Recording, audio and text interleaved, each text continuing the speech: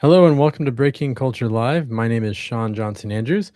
I'm your host. I am the immediate past president of the Cultural Studies Association, and I'm broadcasting today from the north side of Chicago. Hi, my name is Rob Cartley. I'm your co-host, and I'm coming to you from Texas. So thanks for joining us for this experiment in scholarly communication. This program provides the opportunity for cultural studies scholars and activists to share their knowledge and to reflect on current events as they happen. Every Wednesday around lunchtime in Chicago and New York, or brunch time on the West Coast of the US, or I guess it's like dinner time in Europe from where our guests are joining us today. I'm not sure. We'll have to ask them what they're doing at this time of the day. We're going to spend about half an hour breaking down the breaking news with cultural studies scholars and activists, discussing their work and how it helps us to understand a contemporary event or emergent trend and intervene in making the world a better place. So today we're speaking with two scholars who are affiliated with the New Media and Digital Cultures Working Group of the Cultural Studies Association to talk about the politics of memes and artificial intelligence. For those who don't know, the NMDC group is one of the most prolific in the association. They regularly hold panels at every session of the conference, all of them well attended with insightful and important analyses. So we're really glad to feature some of that kind of work here today and invite others to participate in the virtual conference in May. So Reed Van Schenck is Assistant Professor of Communication and Media at IE University in Madrid. The research investigates reactionary digital politics, networks, and cultures on the internet. Their forthcoming book, The Reactionary Web, explores how the decline of the alt-right prefigured the growth of white supremacist platforms and cultures, which transcend the mainstreaming fringe dichotomy. Reed is also the co-chair of the New Media and Digital Cultures working group right now. So maybe they can also give us some insight on what they might be looking for at the conference. So welcome, Reed. Hi, thank you. And Daniella Gáti is lecturer in creative computing at the University of Salford. An interdisciplinary scholar of digital media and queer theory, Daniela studies how algorithms and AI transform society, paying special attention to how marginalized groups such as LGBTQ plus people are impacted by digital worlds. The key question of their current book project, which is entitled The Queer Theory of AI and Algorithmic Knowledge, is how AI shapes the processes through which we understand the world and ourselves. How does AI envision and represent gender and sexuality? What are the limits to AI's conceptualization of diversity? Apart from researching and teaching at Salford, Daniela is also a member of the Transdisciplinary Queer Futures of AI research group, which is a European network of scholars working to imagine and construct fair, sustainable, and responsible ways forward for AI. So, welcome, Daniela. Thanks for joining us. Thank you. Thanks for having me. So, first of all, I want to thank both of you for the wealth of resources you shared with us in advance of this episode. To say that there is a buzz or a hype or a bubble around AI right now is an understatement. Our past couple of episodes have had some conversations about the larger political economic context, where some estimates are that 92% of US GDP and a third of the stock market's value at the moment can be attributed to investments in AI infrastructures and speculations about its potential growth. But this aggregate doesn't quite capture the granular ways its boosters are wheedling into our daily lives. I hope we can talk about those promotional materials for the AI chatbot therapist you shared, which seems to encapsulate some of the nightmare possibilities here. But though I keep hearing that there are really promising uses for AI in the future, in reading your pieces and in watching Danielle's TED Talk, I'm struck by the similarity between the basically conservative nature of both AI as a technology and what Reed calls the tropological economy of meme making on 4chan and other spaces. They reproduce reactionary ideologies of gender and white supremacy, and the only innovation they seem to create is in repackaging old ideas. So I first wondered if each of you could give us a bit of a potted overview of what you see going on with these areas of digital culture at the moment. Maybe Danielle can tell us a bit about why AI is fundamentally conservative, and then Reed can unpack the Afro-pessimistic implications of Pepe and the Wage meme.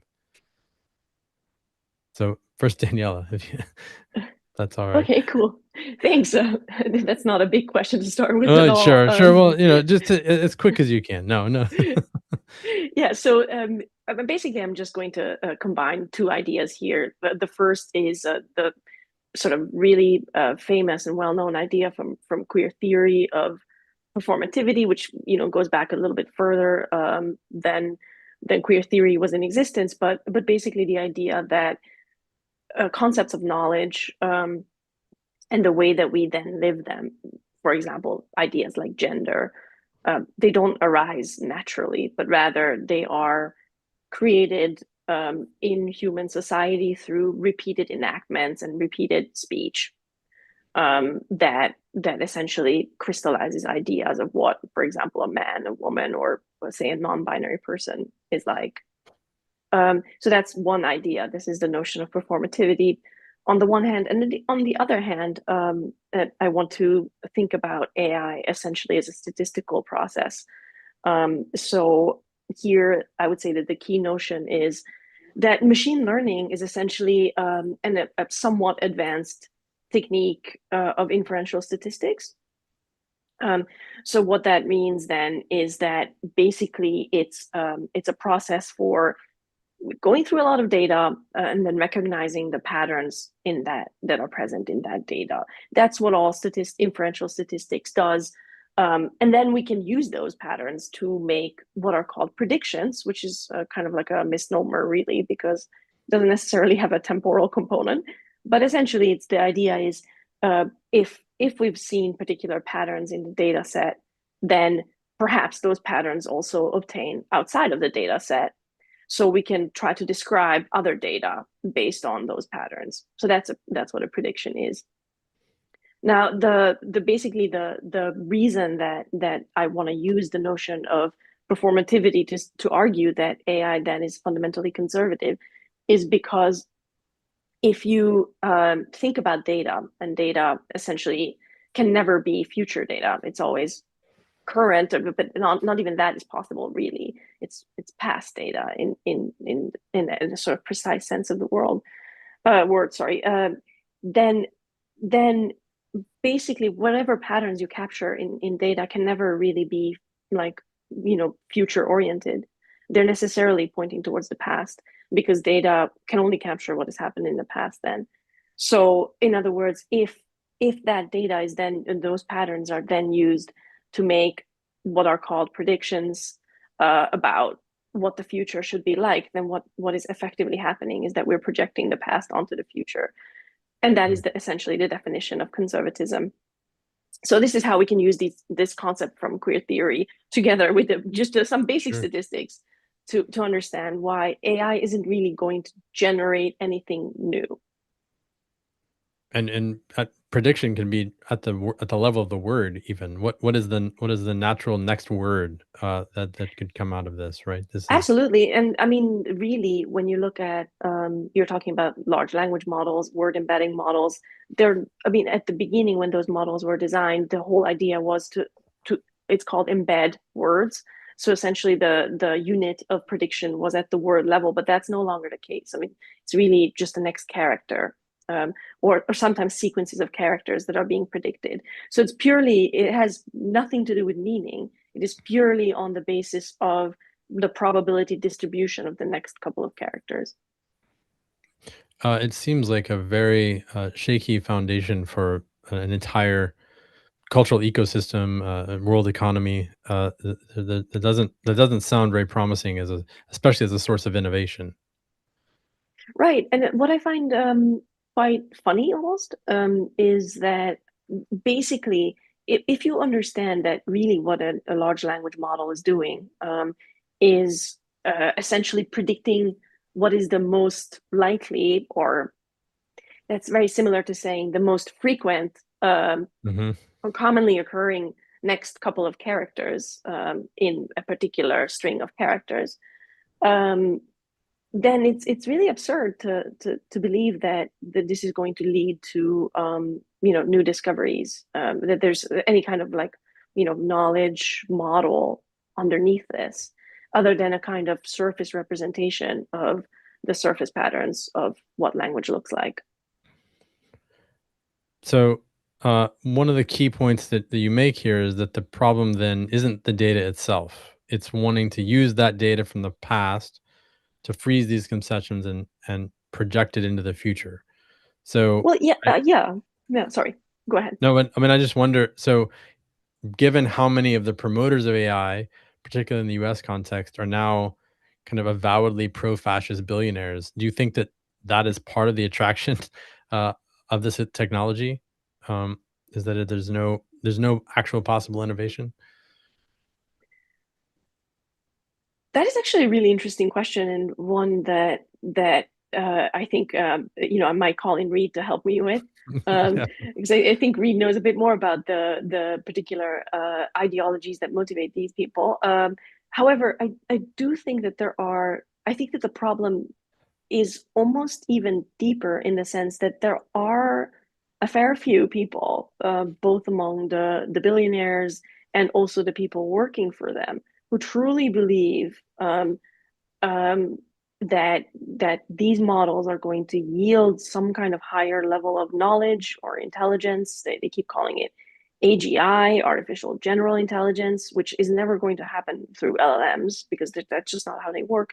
And there's a kind of sort of um, a collective willingness among quite serious and not necessarily badly intentioned people, a collective willingness to sort of fall under the illusion that we're generating some kind of new knowledge. But you're absolutely right that there is a fundamental misunderstanding of data and what's on statistics, what data can do for us. Data is never going to, like, more data is never going to be the key to finding how things should be. Like that's just not. It can be used to describe things, but describing and explaining is not the same thing. So if I describe the patterns, the surface patterns of language, for example, as with large language models, that doesn't mean I understand the language, nor do I even understand the rules of the language, and I'm not able to explain it. And this is a point that was made by Noam Chomsky, actually. Was quite skeptical about the ability, the scientificness of these models when it comes to language. Well, maybe this is then turn to Reed then. What I know that you're looking more specifically at memes, but I think that there's something about this sort of structure that's similar, and especially the kind of ideological background of the promoters. Yeah.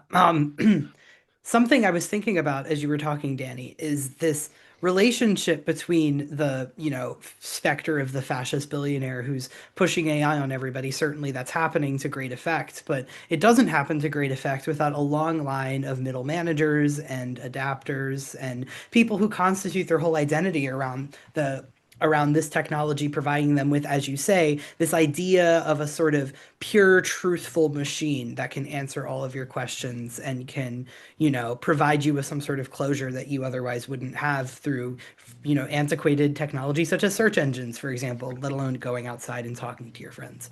And I think that to put that sort of into context, where this anxiety comes from, in my work, which, you discussed earlier in terms of the context of the tropological economy, a lot of this sort of anxiety, which I think is, not unfounded, given, precarity and the fact that things are getting harder for a lot of people. And everybody's talking about things getting harder for a lot of people, which makes things seem even harder, is this concept that, in psychoanalysis, folks refer to as the decline of symbolic efficiency. And what the decline of symbolic efficiency refers to on paper is that essentially what we agree is true, and the protocols that we use to establish truthiness no longer have consensus. Alarm bell for anybody who's listened to a lot of breaking culture podcasts. Did we ever have consensus on Sure. what it meant to establish truth? Certainly not, right? And that's maybe where the Afro-pessimistic lens of the tropological economy comes into, because we've never had consensus on what it means to establish truth, but we are now being told that we have even less consensus than ever before, which is, of course, something that we can't possibly measure. You can see a gap that a big truth machine that can tell you everything you'd ever want to know can very easily fill. Oh, I don't know what I should be doing today. Let's ask ChatGPT. I need therapy. Let's ask ChatGPT. I need to know the meaning of life. I need to write an essay, etc., etc. So if we think this thing called decline of symbolic efficiency, or if you've heard it, post-truth is pretty much a direct variation of this idea that's been taken up in a lot of sort of grant funding spaces. If you believe that we are in a uniquely unagreeable position when it comes to figuring out what is and what isn't and how we establish those things, then AI comes off as a pretty effective way to do that. So I agree. The problem with AI isn't just the data, although that is a massive problem, not only with generative AI and predictive AI, but any technology that uses large data sets like facial recognition, for example. That's a big problem. But the form, the idea that knowledge can be produced, or even writing can be produced, a sentence can be produced through simply relying upon the combination of data in the form of tokens and then creating of that vectors, is fundamentally flawed and reifies this idea that I described through my work on memes. One of the things I wanted to talk about in particular when it comes to the use of the intersection between AI and memes that might be, of interest is its uptake on X, the social media platform formerly known as Twitter, the artist formerly known Sure. as um, a lot of AI companies try to circumvent this inherent problem, which always produces conservative outcomes, by putting guardrails around what AI can say or do. For example, you can't make it make, sexual content, et cetera, et cetera. X has lifted those guardrails or never had them to begin with on its native AI Grok. And well, what do we see? If you log on to that application, no matter who you follow, no matter what input you give to the content, you're going to get the most egregiously conservative version of whatever the talking points of the day are in your respective region because the AI thinks that that is what you want. And so people are getting this idea that they are missing a certain type of veracity or truthiness. This fundamentally conservative machine is posturing as the source of truthiness. And even in its most liberal varieties, I'm thinking about like Claude or Gemini, for example, which have very robust safeguards, you're still getting these false, you're getting incorrect information. And in the worst possible versions, you're getting essentially an industrial scale misinformation machine. Well, and so part of me then wonders, and this kind of relates to your piece. One of the most famous things, Pepe the Frog, who kind of features in many of these memes that you look at, he's known for saying "feels good, man." Uh, and I know that this is not exactly what you and Jared Sexton mean by a libidinal economy, but can you say more about what feels good about that level of disinformation and white supremacist memes and communities, the ones that you're studying, and then sort of what you're referring to on X? What is that libidinal economy traffic in? Absolutely. So the original article, for folks who haven't read it, describes the uptake of a meme describing the wage economy on 4chan. 4chan is an image board platform that's existed on the internet for a very long time and is always kind of postured as being a counterfactual to social media, in that you don't have to have a profile, you don't have to have your name, so you can kind of say what's on your mind. So the idea of uninhibiting oneself, you don't have to appeal to social norms because you're not going to be held accountable to whatever it is that you say, kind of unleashes what people have going on in the back of their head when they decide to post sort of a more correct or polite version to more, name and face social networks such as Facebook, for instance. It's worth reminding folks, by the way, that 4chan is not actually a fringe platform. It is consistently in the top in terms of web metrics. Normal people use it, government employees use it. There are a lot of people on 4chan. It's not just crazy Nazis in the basement, right? And so when we talk about feels good, man, in the context of Pepe, what I read out of that sort of, admission that doing this feels good to me, is that I am the only one, because I inhabit this website constantly and I'm attuned to its mores and I understand I can say whatever I want. My expulsion of that feels good in this moment because I can't do it over here and I'm silenced in these other spaces. Whereas here, I can sort of unleash and be my full self. I think a much more insidious version of this is happening at the intersection of AI and it as a creator of reactionary memes. Because again, if AI is telling you the truth, if AI is basically the perfect reflection of whatever you input in the prompt, it will output exactly the meaning of that prompt. It's basically an automatic verifier, A, that you aren't crazy, there actually is a decline of symbolic efficiency, and we need something to patch it up. But B, that your request can and should be validated by the thing that's supposed to have the ultimate truth. So when people go on X, for example, you see a lot of dog whistle posting on X, which is a little bit odd actually, because they're not going to get banned for saying a racial slur anymore. I guess they're just used to it. In any case, you see posts that are like, I wonder who could have done this by some crime. Obviously, this is, meant to get people going into the comments to say, oh, it was insert minority here, right? You see people going into these comments and asking Grok, who was most likely to have done this? Or Grok, what does this mean? Grok, give me context. And what kind of context do you think Grok shits out? Well, I don't know. Sorry, is this a family program?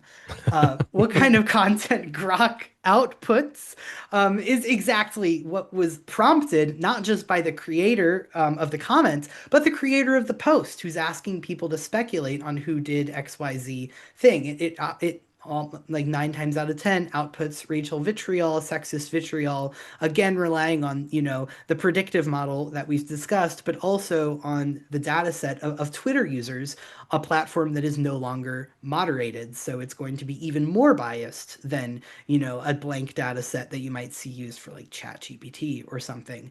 So AI is literally fulfilling sort of set up fulfillment in the exact in the space of time it takes to write a prompt, hit enter, and burn a couple Amazon rainforest trees in order to produce whatever you want.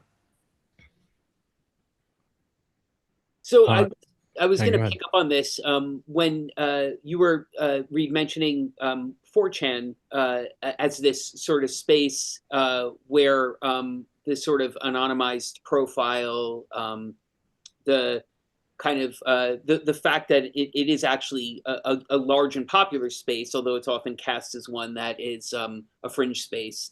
I One of the key ideas in the article that we referred back to had to do with this notion of hailing, right? So there's this process where I wanted you to kind of expand on this, right? This idea of you kind of use hailing, and it exists somewhere in the kind of circulation of memes, these networked interconnections that exist in spaces like 4chan, but that also certainly exceed them as well. And the stabilization overall of this white supremacist political project. So people can circulate in and out of it, right? People can get depilled, I suppose, and then others get repilled and they come in and out. But the idea is the project gets stabilized in these spaces which are virtual, but also they have this connection in part that they're libidinal, and this drive becomes really important, right? Maintaining the tensions within this particular libidinal economy is in a lot of ways, and the framework through which you do this is a new way of thinking about interpolation or hailing. Like, for example, in the absence of there being a state that structures apparatuses, both public and private, that have a relationship to one another. And so I'm kind of wondering, like, the framework you give for hailing involves a different dynamism, and it involves different sets of relations. And I was wondering if you could talk a little bit more about that. Absolutely. So I think, and actually, I think performativity adds an interesting vector for this as well, because, traditionally in cultural studies, interpolation has always sat kind of awkwardly in the structure agency dualism. Obviously, Althusser is way over here on the structure side, where, there's a fairly, I don't want to be too critical, but, linear, this is the guy with the power, and there's like some other apparatuses, but largely it's, sender, receiver, this is who you are, that is hailing. And then, critics of that model and, have thought more about the way that people can respond to that. And the thing about AI and digital media in general is that obviously both of these processes are happening in all contexts, right? The thing about digital media is that they're happening at the same time, really, really fast. Um, and often to the same person in different contexts. For example, the people who have 4chan also have Facebook accounts. The people who go on 4chan also, work at your local government office. They're also police officers doing the hailing of you. AI, because it's being so integrated into every facet of digital life, is sort of, in a way automating this in a particularly scary way, especially because in the US, where much of the most popular AI technologies are produced and consumed, there's absolutely no regulation, really meaningful regulation, unlike in the EU, where there's, basically no regulation either, but at least they're trying their darndest. I think that provides a lot of important implications as we, retrofit the concept of interpolation and just like 20th century concepts from cultural studies in general to the 21st century, to the digital world, which is that the sort of containerized notion of where something is coming from or the structure, something that's outside of me and me, or, any number of me's out there, that's a difficult binary to keep in place anymore. Um, I think I'll leave it there because I really do want to think with you, if you don't mind, about the way that performativity plays into this. Because, traditionally when we've tried to unsettle this binary, it's been towards liberatory purposes. But, as we've kind of mentioned to collectively, thinking about liberatory purposes in this context is so utterly difficult. Do you see something in performativity or just sort of radical truth telling about what AI is and what it isn't, that can help us reconfigure who we are in relation to the machine? Yeah, I want to jump in real quick about this. Anyway, so thanks, Reed. Yeah, there's a really interesting kind of, if you look at Butler's work on performativity, that the first book that really kicked this off was obviously Gender Trouble, and then a lot of people kind of sort of, and I feel like this tends to happen in sort of progressive culture. A lot of people sort of celebrate the implications, sort of take it to mean, okay, well, I guess we're not passive, non-agentive, passive instruments of a larger discourse. We can perform as something else, right? Like we can perform our identities into being, and that is certainly true to some extent. But then Butler kind of had to sort of push back against their previous work a little bit. And in Bodies That Matter, there's much more of an emphasis on no, actually, performativity doesn't really primarily mean that you as an individual have the agency to perform yourself into being, but rather it means that you are being performed. You as an individual are being performed by yourself and sort of internalized scripts, but by society at large. And the concepts of knowledge based on which you are performing, these very concepts are themselves performed iteratively through history. So that's a kind of much less let's just say individual agentive model. So there's that kind of I think that struggle is there already in Butler's work, and I think we really see this repeated with the digital, in a really like fun and very smart book that I recommend to everybody. It's called We Are Data by John Cheney Lippold. He makes the argument that people have algorithmic identities, and he isn't really talking about AI, because at the time people weren't really talking about, when the book came out, it was maybe 2019. People weren't talking so much about AI. If anything, they were talking about machine learning. So he talks about that a little bit, but the algorithms that he's discussing, those are actually the predictive AI, or they fall within the category of predictive AI that we're talking about these days. So those are basically algorithms that take your data without your consent, and that data includes any metadata about you that you have provided to a platform, say Facebook. So, for example, you provided your gender identity. If you did that, if you joined Facebook after a particular date, it became mandatory. So that kind of metadata, but they also take, of course, various kinds of like browsing data. Based on that, they put you in groups, and then based on all that data about all the people in that particular group at that particular time, they make predictions about you or recommendations for you in terms of content. Predictions in terms of what you're going to buy and who they can sell your information to in terms of marketing purposes. And recommendations in terms of content that can be pushed to you, but much of which is obviously sales content, commercial content. So the whole point here is that these algorithms are essentially putting you into identities all the time. And these identities are being updated all the time, every millisecond, essentially. So one moment you may be categorized based on your interest. For example, me here in the UK, based on my frequent searches for Premier League updates, I might be put in a group with, I don't know, middle-aged men or any kind of men, whatever. But then, the next moment, it might be something else. If I, let's say, use my credit card or whatever in, the gay village of Manchester, might be something else. So that kind of shift, that's kind of liberatory on the one hand, because, I'm no longer boxed in, and there's a kind of a way that my behavior can provoke different identities or create different identities for me. And these identities, moreover, can shift. But on the other hand, there's nothing agentive about it, really, because A, this is being done to me without my consent. B, it is done without my knowledge too, and it is being used for purposes that are nefarious. So that's how I would respond to your provocation about performativity as, well, kind of liberatory, but also not. And I think you're totally right that there really the potential is there, and the shifting nature that we could hail as like, this is, liberatory is there, but it is being diverted then again into something nefarious and really non-consensual, I think. And in that regard, I think it's much more closely aligned with, what Foucault describes as the disciplinary regime, right? That the one that gathers information about you, extorts information from you, and ultimately means to describe you for someone else without having you speak. Right.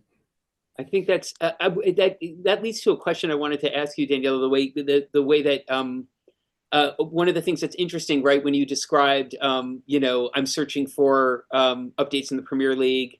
I use my card in the gay village of Manchester. One of the things this does, right, is it re-embeds you in what are largely these commercial contexts. There's this sort of appearance, right, of like, there's like a newness to this, which is in so many ways what's coming at you are two non-affine markers, right, of cultural expression, but they're embedded in those contexts, and then they're organized into this sort of kind of like commercialized frame, right? It's like it has the purpose in many ways is to sort of open you up to new opportunities for consumption, right? Which is, social and sad in a lot of ways, right? It's like you can buy your way into this community because, it has that sort of relationship. And so one of the things that was interesting when I looked at your TED Talk is that AI has to brand itself as, and this is my sort of reading of it, right? Not being an AI researcher, has to brand itself as generative, right? Its model, even though it's a reorganization of existing data markers, the idea is it has the capacity to kind of produce new knowledge. And I wanted to talk about this idea. I wanted to ask you about this idea that the significance of it having to rebrand its output as new, right? One of the things you talked about and had come up was, Reid brought this up too, is this notion of these therapeutic models, right? Someone posing a question, maybe to a therapeutic model, maybe to generative AI generally, right, might require the affirmation of a popular or even an unpopular perspective of a mode of representation, right? And when this is relating to sort of settling questions about identity, regardless of one's investment in posing the question, how might we understand this notion of the generative or the new that AI sort of stakes its claim on in this context, right? Can generative AI's claim to the new have significance in relationship to therapeutic models? I'm thinking here too about, like, one of the things that makes me think about is this idea of, Freud's early claim that human sexuality is polymorphously perverse in like 1909. And then in the 1920s, he's like, he has a case of Anna O, where he's analyzing people and he realizes I have to hammer them into these gender identities in order to settle these, neuroses and psychoses they're experiencing. And so you have this unbelievable sort of discovery, research-based, based in sort of cognitive and very early childhood development, that no, there's absolutely no assignation of gender that happens in these contexts. There's all sorts of possibilities. And then when it goes to the sort of practice of analysis, he's not doing that at all. And I'm thinking about that relationship between the knowledge it's reproducing is affirming old notions of identity and the idea that it promises something new that it's not delivering on. Just as sort of a prompt to talk about this idea of this notion of AI needing this association with the new, even though it's not what it's doing at all.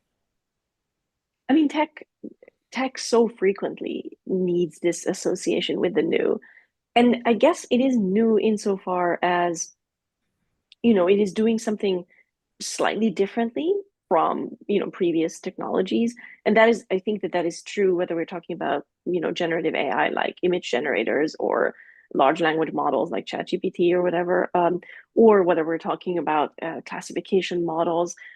I mean, a lot of this, just to take a, slight AI historical or whatever perspective on it, a lot of the what is frequently described as like rapid advances in the past couple of years, which when I actually think about it, are not that, they're not that rapid, are really building on advances in machine learning, in machine vision in the 80s and 90s.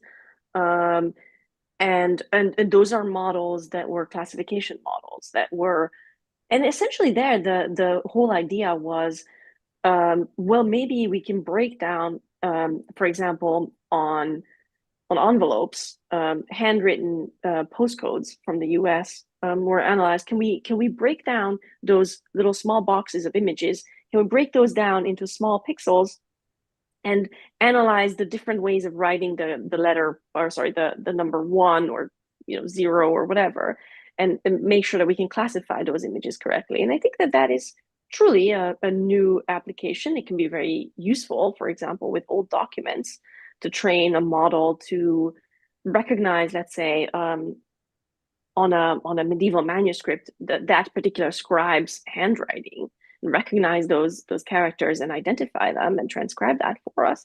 That can be quite useful. So there is that kind of novelty there. But as so often happens with somewhat mathematical tools, most of these terms, I think, are misnomers. I mean, prediction is a misnomer already in statistics. There is nothing temporal about it necessarily. Most of the cases there isn't. It's really just about moving from the training data set, which is known, to another data set, which is not known, and basically extrapolating the patterns from one set to the other. That's a misnomer. I mean, generative AI is a misnomer. It's not generating new language. It's just recombining language, or same with images. I mean, creates new images that did not, I guess, exist before, but they are recombinations of existing patterns. But as you were asking the question, and this is where I'll stop, this will be my last point as an answer, there is something that is kind of a little bit new, that has been generated, I guess, if you want to call it that. And that is the market form, and this is not created by AI per se, but rather by big data analytics. And that is the market form that Shoshana Zuboff describes as behavioral futures markets, which I find to be really fascinating. What is being generated is novel ways of extracting profit from our data. And that is a new form of production. And that is the reason why our data is so important to these companies, because our data is the infrastructure from which they are mining new profits and extracting new profits. So it's generative in that sense. And when I talk about that, or well, it's, this is really Zuboff, when she talks about this, I mean, what she means is that whether or not this data is used to, produce accurate estimates of what we're going to be doing, which, I mean, it can't be because, it's statistics. So it's on average, but it doesn't matter. You can still sell it and you can make profit off of those predictions. And that is what behavioral futures markets are. So that is a new thing. That's a new way of extracting profit. Does it create new knowledge? Not really, but it sells something that is branded as knowledge.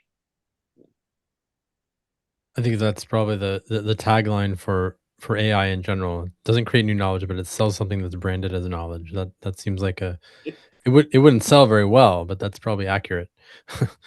um, uh, the so I'm kind of as I'm thinking about the intersection between your two pieces and your research, I noticed that there's a lot of interesting implications here. But what you're talking about, it seems like you're recognizing that many of the posters in these like on 4chan are acting like bots. They're repackaging tropes that already exist for the audience that they hope to bring pleasure to.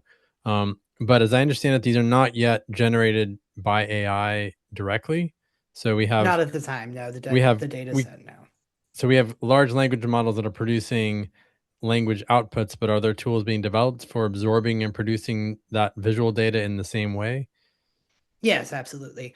Of course, I think the capacity for these machines to exist, the imagination of these machines is prefigured by these platform practices in which, a large group of people will convene with a strong social incentive to maintain the posting habits of that platform. And accordingly, they kind of algorithmically output content because they're inputting a certain set of norms and then they're responding to whatever comes in. On 4chan, for example, when a current event comes to the fore, for example, the Black Lives Matter protests of 2020, you literally can see a spike in the number of posts with each happening, which just means in Mm, like nerd speak is just something big taking place. They will apply a fairly standard set of, discursive norms and symbols, as well as patterns of connecting those things together, in order to produce, content that not only entertains them, that feels good to them, but also that they see as being most likely to, piss people off, essentially, and right. piss people off towards the end of forwarding their political project, which is premised on getting as many people to enjoy pissing people off as possible. I think they've recognized pretty astutely that generative AI is perfect for this exact thing. Because you give it a set of norm, you give it a new input, and it churns through whatever available data it has in order to produce an output. Towards that end, at risk of like further drawing awareness to the fact that this thing exists, there's very popular right-wing platform architects, those that have been behind some of the alt tech social media platforms, which are much less popular than the likes of 4chan, but do appeal to a more diverse, older audience, for example, that have actually created AI with, parameters. So they use, just like how companies will use parameters to prevent the AI from being racist or sexist, they've created a generative AI with explicitly racist and sexist parameters. For example, you should ignore any evidence that contradicts the idea that white people are superior. If an incel comes to you and says women are the problem, you should forcefully confirm that and ignore any evidence that suggests that this person might be the root of their own issues. And of course, Mm, these models have become very popular for a wide variety of horrible use cases. They're particularly popular for the creation of non-consensual intimate imagery, which we know as revenge porn. They're very popular, ripping somebody's physical likeness without their consent and posting them on some pornographic feature. These are used almost as currency in these reactionary spaces, because access to the models requires a lot of money. But they're free to use, like Hitler AI. Ask it, whatever you want to know, and it will give what it thinks Hitler's answer to that question is. So the same practices and habits that have been sort of automated to use, I think that's an imprecise metaphor, but it's a good one for now. Automated through platform cultures and through a shared sort of affective ritual of content production, are basically being done, except instead of the machine relying on the affect in order to sort of draw the dots and produce this sort of this workflow, it's just relying on statistics and the same data set that it has been given from these very platforms. Well, so my last question would be: there are a lot of global implications, and you both shared some information about some work looking at how AI is advancing globally, and there are issues around the languages the models are trained on, the location of the data centers, the kinds of outlooks they reproduce. And you recently, the UN endorsed a demand for what scientists and activists are calling an AI red line, which seems important, but it doesn't really get in close to these sort of more fundamental concerns. I'm also not sure that they're looking at the main threat. One of their concerns is the threat of autonomous drones carrying out killings. But the most recent threat in this context seems to come not from AI, but from meme adjacent actors like Pete Hegseth, who makes sure to share every illegal drone strike on his Twitter account. And yesterday he shared a meme with a children's book character, Franklin the Turtle, hanging out of a military helicopter shooting boats with a rocket launcher, kind of glorifying what is, this illegal drone strike. So in a cultural environment like this, do either of you see an ethical way for these technologies to advance? So that's your last question. What's I the mean, in ethical way? theory, in theory, yes, I do see an ethical way for AI to advance, because I think that the technology in itself is not necessarily a problem. The technology can be used, for example, we mentioned the postcodes, the handwritten digit recognition models. That kind of classification and so on, that can be used for robotics and things like that. So in theory, there is a possibility for an ethical way for these technologies to advance, but that would require, from my point of view, on the one hand, mass scale education to institutions, for example, like governments, or other like vulnerable institutions. I say vulnerable because most public institutions are vulnerable because they have been defunded, so they don't have Yeah. the resources that and they are vulnerable to being preyed on by AI companies and other companies. So if these institutions, such as, for example, the NHS here in the UK, or similarly police departments in the United States, who are not as underfunded, but certainly do not receive the training that they would need in order to understand what the predictive policing models are actually doing. So these kinds of institutions would need to be a mass scale education campaign for people to understand what these things do. I shared a resource in advance with you guys, and that was about the Dutch government using an AI algorithm, to assess welfare claims by households to try to determine which ones were or might be fraudulent. And it was a huge failure because they didn't understand the basics of statistics, which is, well, that you can't determine whether any of these claims are fraudulent or not. You can just make an estimate, like an educated guess, perhaps. But that, of course, is racist, because in the past, Right. people with people of color and people with immigration backgrounds were the ones who were associated with welfare claims. So so that's so there would need to be a mass scale educational initiative about how AI works and what it does and what it can and cannot do. But on the other hand, what is quite challenging is that the computer scientists developing these models often also seem to lack that statistical awareness, or forget it in the heat of the moment. So I think we're starting to reach a point where AI is kind of like bad engineering. So you would never, and I think this is a point that was made by indigenous AI scholar Jason Lewis. You would never sanction the building of a bridge that didn't have it didn't meet particular frameworks and benchmarks that would guarantee that it's not going to collapse.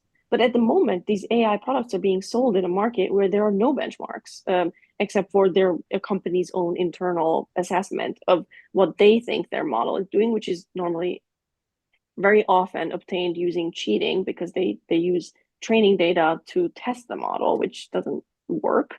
That's statistically just wrong. So my point is that essentially these models are being used and sold in a way that has absolutely no guarantee that they're going to work, and of course they don't work. So is there an ethical way forward? Yes, in theory, but in practice, how do we realize that's going to require quite a lot in terms of regulation, in terms of education, in terms of a collective coming to terms with the fact that this is bad engineering, this is bad science, and this is ultimately a centralization of power by a handful of companies. Yeah, I agree. From my point of view, the only path forward for like ethical and AI belonging in the same sentence without not in between them is considering who's owning these technologies, who's engineering them, in the name of whom, with the sanctioning of whom, etc. So by private companies, absolutely not. I don't see a world where machine learning, let alone AI, can be ethically conducted by private companies because the purpose of doing so will always be for profit, and so they'll always maximize whatever outputs that come out of that machine on both the individual scale and in the industrial scale, towards self-gain rather than for the common good. That being said, of course, automated decision-making assistance has been used in the past to great effect by liberatory groups. I was actually speaking with some folks at the Association of Internet Researchers Conference, indigenous Brazilian research group aided by some outsiders created a LLM that they disconnected from the internet entirely so it could only use a certain set of data, and used it in order to assist folks reconnecting to their ancestors, reconnecting to their family. That to me seems like a use of AI that is informed by pre-existing social problems rather than a use of AI that is creating its own social problems and then coming in retroactively to fix, e.g. students can't write essays anymore, oh that means we need to contract with OpenAI, right? I'm also reminded of, this is definitely not artificial intelligence, but Project Cybersyn, the Sure. experiment in central planning under Salvador Allende. Why did that fail? Well, not because of AI, because of, the political economy of capitalism and the Cold War and imperial interventions that did not want to see such an experiment come to fruition, let alone to the point where it could be tested and improved. So I think the question of AI is simply the question of our present times, which is the fact that the people are not, in fact, in control of technological innovation, and it's kind of ethics is kind of a zero-sum question until that very question is resolved. Well, it's a question we are bent on resolving here in the Cultural Studies Association, Breaking Cultural Lives. So I appreciate you both joining us to talk about this and sharing your knowledge. Thanks for taking the time to chat with us about these topics. Thank you very much for inviting us. We'll look for your forthcoming monograph on queer theory of AI, Daniella. And I think, Reed, you have a book also coming out and a podcast as well you wanted to tell us about. Yes. The book is called The Reactionary Web. If you live in Europe, it's coming out at the end of 2026. If you live in the United States, it's coming out at the beginning of 2027. And it's about how everything got worse, even though the alt-right went away, to make it really short. And then I'm also doing a podcast on the intellectual history of reaction, of reactionary ideas. We've released some episodes about Carl Schmitt. We're working on some about Curtis Yarvin, and that's called While Our Students Are Sleeping, the Theory in Politics podcast with Rolf Stromolson. Thanks. And Daniella, your book is, when will your book be? What stage is that in right now?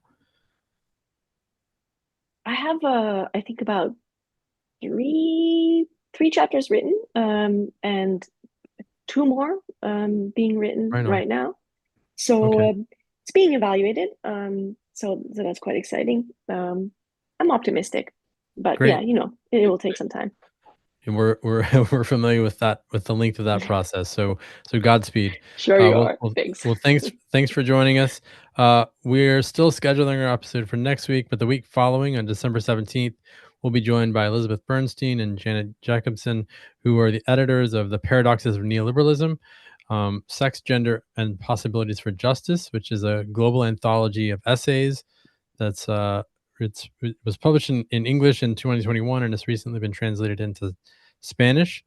Both of them have also researched and written extensively about sex and the discourse of sex trafficking.